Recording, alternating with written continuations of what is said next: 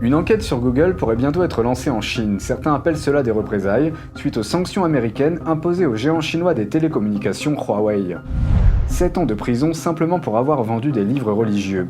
10 000 des clients suspectés du vendeur de livres ont été interrogés par la police.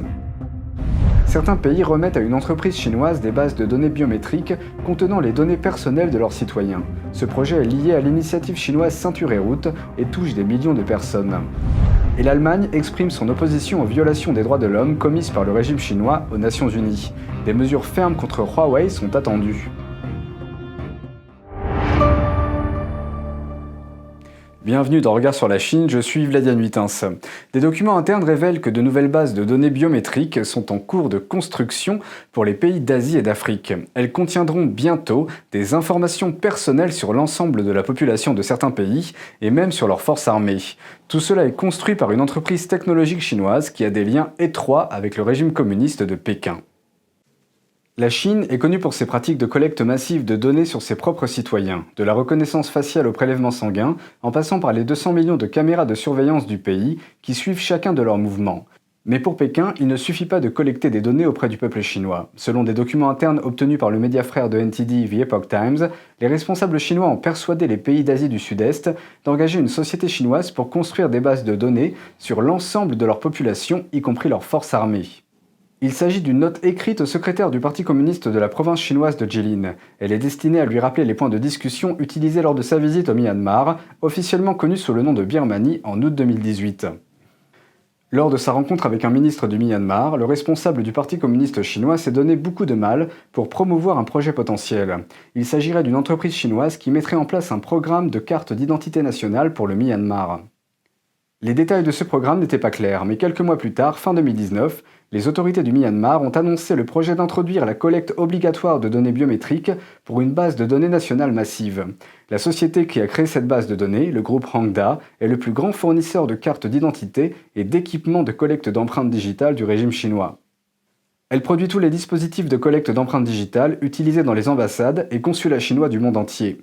Selon la note officielle du parti et le rapport des médias d'État chinois, le groupe Hangda gère les données de plus de 900 millions de personnes en Chine. Il a également aidé le ministère chinois de la Sécurité publique à émettre 1 milliard de cartes d'identité électroniques. La Chine a une population de 1,4 milliard d'habitants. La société prétend être une entreprise privée, mais comme les fonctionnaires du Parti communiste servent effectivement de vendeurs pour ses activités à l'étranger, la société a réussi à mettre au point des systèmes de cartes d'identité électronique pour les gouvernements du Laos, du Cambodge, de l'Indonésie, de la Papouasie-Nouvelle-Guinée et d'autres pays. Hangda se prépare actuellement à mettre en place des systèmes d'authentification biométrique dans un plus grand nombre de pays d'Asie, du Moyen-Orient et d'Afrique. Le groupe Hangda entretient également des liens étroits avec le géant technologique chinois controversé Huawei. Selon un rapport des médias chinois, sous l'invitation de Huawei, la société a remporté l'appel d'offres pour la construction du projet de carte d'identité nationale du Laos en 2009. Elle a également signé des accords de partenariat stratégique avec Huawei et ZTE, ceci afin d'obtenir de l'aide pour promouvoir son système de gestion de données et d'identification électronique à l'étranger.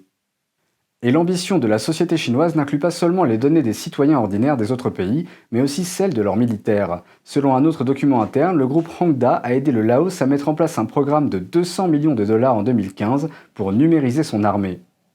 Le projet comprend une base de données pour tous les militaires du Laos, comprenant leurs photos, leurs empreintes digitales, les enregistrements de leur entraînement quotidien et leurs conditions de santé. La société chinoise a également construit des systèmes de contrôle de sécurité pour les opérations importantes de l'armée du pays, comme le lancement de missiles, l'accès aux sites importants de la défense nationale et la gestion des armes à feu. Hangda n'est pas la seule entreprise privée qui collecte des données à l'échelle mondiale auxquelles les agences de renseignement chinoises peuvent accéder. Le mois dernier, les médias ont rapporté que l'entreprise chinoise Tianhua Data a recueilli les informations personnelles de 2,4 millions de personnes dans le monde, dont de nombreux politiciens importants. Le Parti communiste chinois pourrait bientôt lancer une enquête sur Google. Il accuse cette entreprise technologique de créer un monopole avec son système d'exploitation Android et de causer des pertes importantes pour les entreprises chinoises comme Huawei. Google pourrait bientôt faire l'objet d'une enquête de la part de Pékin. La Chine accuse le géant de l'Internet d'utiliser son système d'exploitation mobile Android pour étouffer la concurrence. Deux sources ont déclaré à Reuters que la proposition a été émise par le géant chinois des télécommunications Huawei l'année dernière. Elle a été soumise à la commission anti-monopole du Conseil d'État pour un examen. Une des sources a indiqué que la décision de lancer ou non une enquête pourrait être prise en octobre. Ceci après que l'administration Trump ait accusé Huawei d'espionnage pour le régime chinois et ait interdit aux entreprises américaines de fournir la firme. L'interdiction a porté un coup dur à l'activité de téléphonie mobile de Huawei, qui constitue le principal revenu de la société. L'expert sur la Chine pour NTD, Tang Jingwan, affirme que l'enquête potentielle sur Google est un acte de représailles. Il explique que pour l'instant, Pékin est confronté à un dilemme. If the CCP had retaliated against foreign companies last year, it would have inevitably accelerated the withdrawal of foreign companies' supply chains. This would be a loss for China's capital and technology industry. But facing the United States' continuing technological sanctions, and as it decouples more and more from China, if the CCP didn't retaliate at all, it would cause some negative political effects, leaving the impression that the CCP admits its wrongdoing and is weak. Selon l'une des sources de Reuters, une éventuelle enquête de la Chine se concentrerait sur des accusations telles que la domination du marché par Google, qui pourrait causer des dommages extrêmes aux entreprises chinoises comme Huawei. En effet, Huawei perd le soutien de Google pour les systèmes d'exploitation mobile Android en raison des sanctions américaines, ce qui porte un coup à la confiance des consommateurs et aux revenus de l'entreprise. Pendant des années, Pékin a empêché le moteur de recherche, le service de messagerie électronique et d'autres applications de Google d'entrer sur le marché chinois. Tang Jingwan a déclaré qu'après tout ce temps, il n'est pas raisonnable que la Chine accuse Google de prendre le monopole. The mobile phones made in China use the open-source Android system. This is the manufacturer's choice. Google does not force them to do so. Even for Huawei, Google complies with the US government's ban and no longer provides updates to the Android system. But the Android system that is already installed won't be affected. L'analyste financier chinois Wang Jian, basé aux États-Unis, pense que Huawei a proposé une enquête sur Google afin de chasser le système Android du marché chinois des smartphones et de gagner plus de parts de marché pour son propre système, appelé Harmony OS. Sous le règne du Parti communiste chinois, ou PCC, les élections locales dans les villages ont été truffées de pots de vin. Elles sont souvent un moyen d'échanger du pouvoir et de l'argent, bien qu'elles soient le seul niveau électoral en Chine où les candidats doivent se battre pour obtenir des voix. Dans la plupart des autres circonstances, les nouveaux responsables sont déterminés à l'avance par l'organe directeur du parti. De nombreux candidats qui s'efforcent de devenir des fonctionnaires de village sont motivés par le profit. Ceci parce que le pouvoir qui accompagne ce poste ouvre la voie à la conversion des biens du village en leurs propres biens. Et les documents exclusifs que nous avons obtenus le confirment. Les documents proviennent de la ville de Shifeng, située dans la région autonome de Mongolie intérieure. Les documents révèlent que les candidats offrent et acceptent des pots de vin pendant les élections, détournent des fonds publics et intimident et exploitent les villageois. Certains sont même accusés de faire partie des mêmes réseaux de crimes organisés qu'ils prétendent combattre. Une lettre de dénonciation datée du 28 décembre 2018 rapporte que le secrétaire du Parti communiste d'un village a acheté des votes à 122 € chacun lors d'une élection. Dans la plupart des cas, le secrétaire du Parti communiste chinois du village a généralement plus de pouvoir que le chef du village. En effet, le secrétaire représente le Parti communiste au niveau local, alors que le chef du village représente les villageois. Peu après avoir reçu la lettre, le comité municipal du Parti communiste chinois l'a transmise à un comité local du Parti communiste pour qu'il vérifie les faits. Une autre lettre indique qu'un chef de village a également soudoyé des gens lors de l'élection. Il aurait dépensé 25 € pour chaque vote. La lettre dit qu'après son élection, il a pris le contrôle des contrats du projet de construction du village. Ensuite, il a envoyé des villageois faire un travail sans les payer, afin de faire un profit pour lui-même. Dans un autre cas, un chef de village a dénoncé le secrétaire local du Parti communiste chinois pour corruption. Le chef a déclaré qu'il s'efforcerait d'éradiquer et d'éliminer les fonctionnaires corrompus, même au risque de leur propre vie. Un autre document provient également de la région de la Mongolie intérieure. Cette fois-ci, il provient du département de la sécurité publique et du département de l'organisation du Parti communiste chinois. Il énumère les infractions pénales de plus de 200 chefs de village et secrétaires du parti sous la juridiction de la même ville. Les chefs d'accusation comprennent le vol, les jeux d'argent, la corruption, le crime organisé, le trafic du sexe et le meurtre. Un homme de la province chinoise du Zhejiang a été condamné à 7 ans de prison. C'est une punition pour avoir vendu des livres religieux en ligne. C'est ce que révèle un reportage de Radio Free Asia. Il a également été condamné à une amende de plus de 25 000 €. Chen Yu a vendu environ 800 livres et périodiques religieux différents importés des États-Unis et de Taïwan. Selon un avis des autorités locales, plus de 10 000 des clients suspectés de Chen ont été interrogés par la police. Certains d'entre eux ont même déclaré que leur domicile avait été perquisitionné par la police locale. Ils sont chrétiens. La répression des religions se poursuit en Chine depuis des décennies. En 2015, des rapports ont été publiés dans tout le pays sur le fait que les autorités chinoises avaient retiré les croix et autres symboles des églises. Cela a commencé après que Xi Jinping, le leader du Parti communiste chinois, ou PCC, ait commencé à mettre en place une nouvelle politique. Elle visait à forcer le christianisme, le bouddhisme et d'autres religions à s'adapter aux besoins de la politique dite de socialisme à caractéristiques chinoises du régime. Selon une nouvelle étude, le régime communiste chinois exerce une influence sur un grand nombre d'entreprises européennes rachetées par des entreprises chinoises. Mais cette influence est souvent bien cachée sous des couches de propriété privée. Le Parti communiste est l'actionnaire majoritaire de près d'un quart des entreprises. Le régime communiste chinois exerce une influence allant de modérée à forte sur plus de 40% des entreprises européennes qui ont été vendues à des entreprises chinoises au cours de la dernière décennie. C'est ce que révèle une nouvelle étude du cabinet de conseil néerlandais d'Athena. Elle a examiné plus de 650 acquisitions depuis 2010. Les données sont présentées sous la forme d'un radar des investissements directs étrangers entre la Chine et l'Union européenne, une carte montrant les niveaux d'influence de l'État chinois de haut en bas. Près d'une entreprise sur 4 a été fortement influencée par l'État chinois. Cela signifie que l'actionnaire qui contrôle fait partie du régime communiste. Selon d'Athena, la recherche est extrêmement difficile car l'influence est souvent enfuie sous des couches de propriété privée. L'une des plus importantes entreprises technologiques britanniques, Imagination Technologies, a été vendue à une société d'investissement contrôlée par le gouvernement chinois. La technologie de l'entreprise est utilisée dans près d'un tiers des smartphones dans le monde. d'Athena affirme que le régime chinois contrôle désormais l'entreprise, par le biais de 7 niveaux de véhicules d'investissement. Au début de l'année dernière, l'Union européenne a commencé à mettre en place un nouveau système pour filtrer les investissements étrangers provenant de pays non membres de l'Union européenne et susceptibles d'affecter la sécurité ou l'ordre public.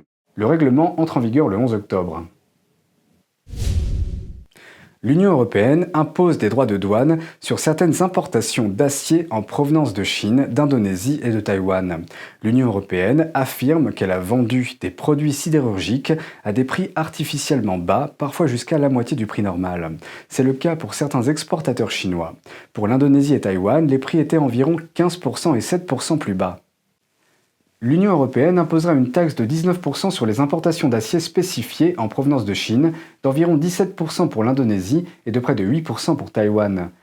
La Commission européenne affirme qu'en raison de ces importations à bas prix, l'industrie sidérurgique de l'Union européenne a perdu près de 10% de sa part de marché entre 2016 et 2019. Et l'objectif des droits de douane est de réparer les dommages. Les mesures prendront effet jeudi. L'Allemagne serait en train de préparer une loi qui pourrait interdire aux géants chinois des télécommunications Huawei d'accéder au réseau 5G du pays. Huawei n'apparaîtrait pas de manière nominative, mais la législation aurait le même effet qu'une interdiction en créant un processus d'approbation. Le mois dernier, Huawei a été coupé de l'approvisionnement en semi-conducteurs en raison d'une sanction américaine.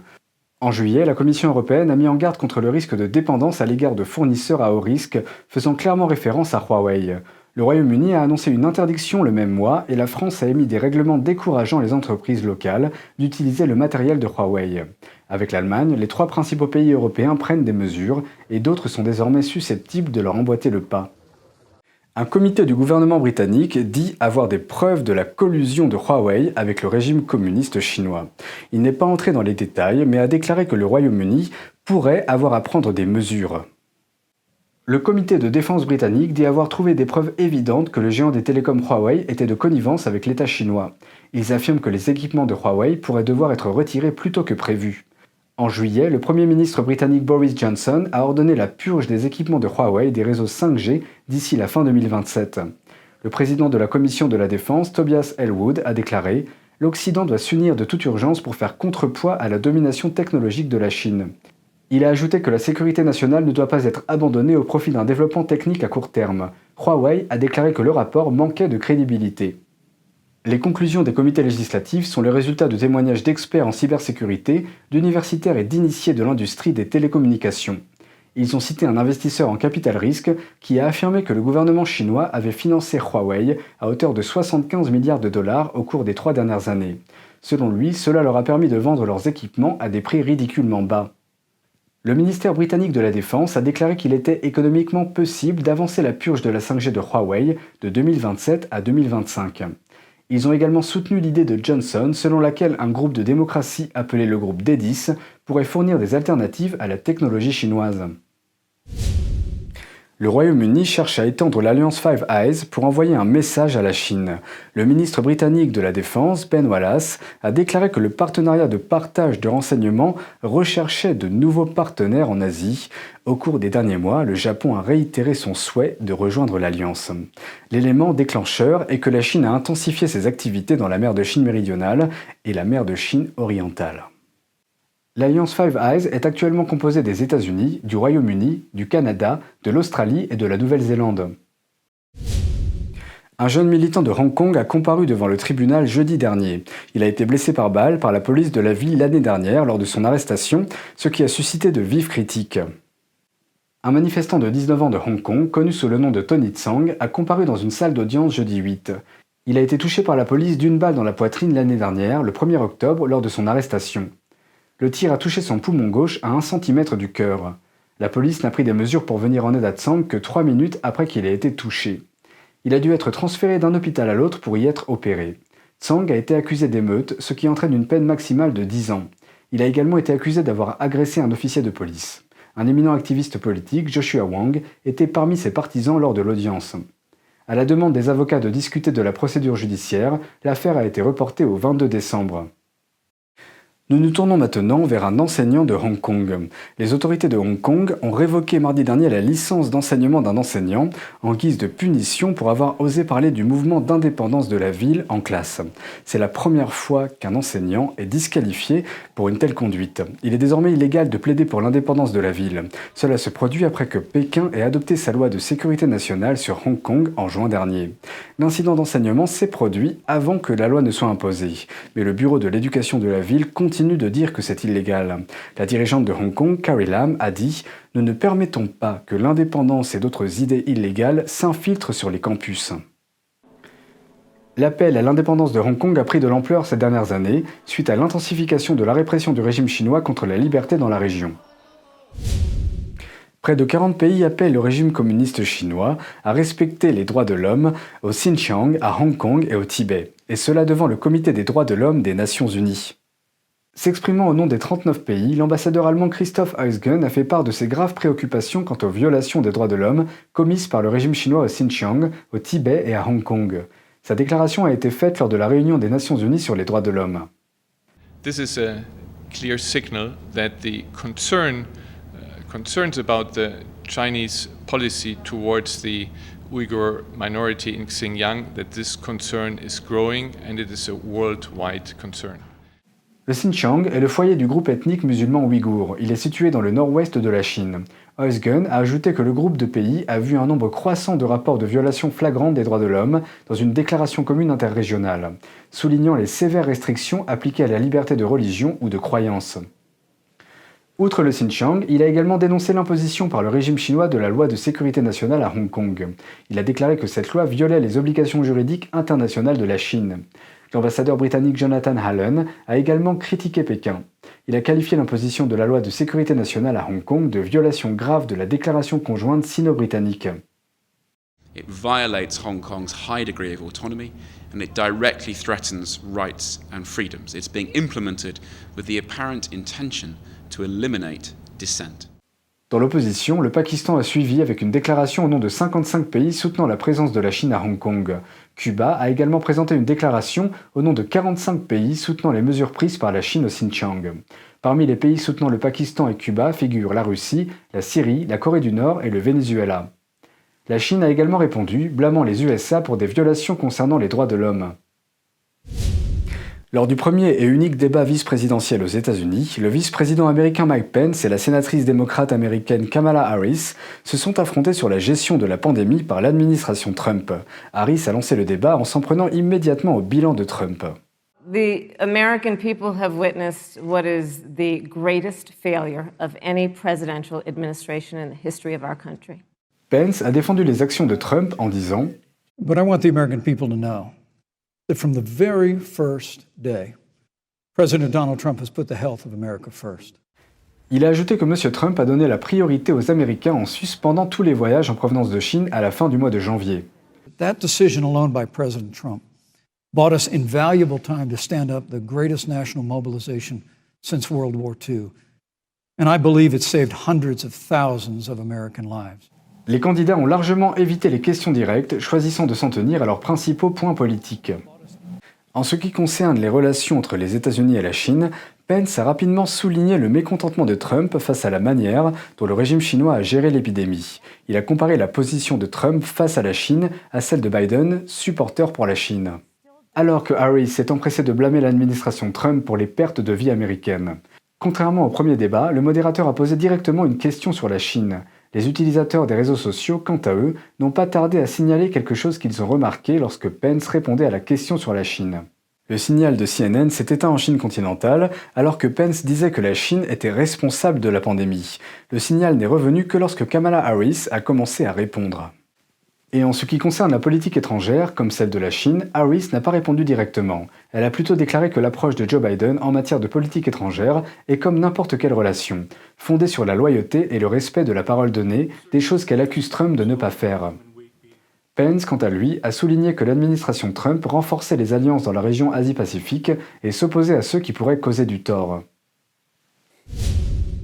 Et c'est tout pour aujourd'hui, merci d'avoir suivi Regard sur la Chine, on se retrouve demain pour une prochaine émission. Abonnez-vous et partagez si vous voulez nous soutenir dans la défense de la liberté de la presse et des droits humains. Si vous êtes déjà abonné, n'oubliez pas de cliquer sur le symbole en forme de cloche pour recevoir en temps réel les dernières informations sur la Chine et le monde. Très bonne soirée et à bientôt.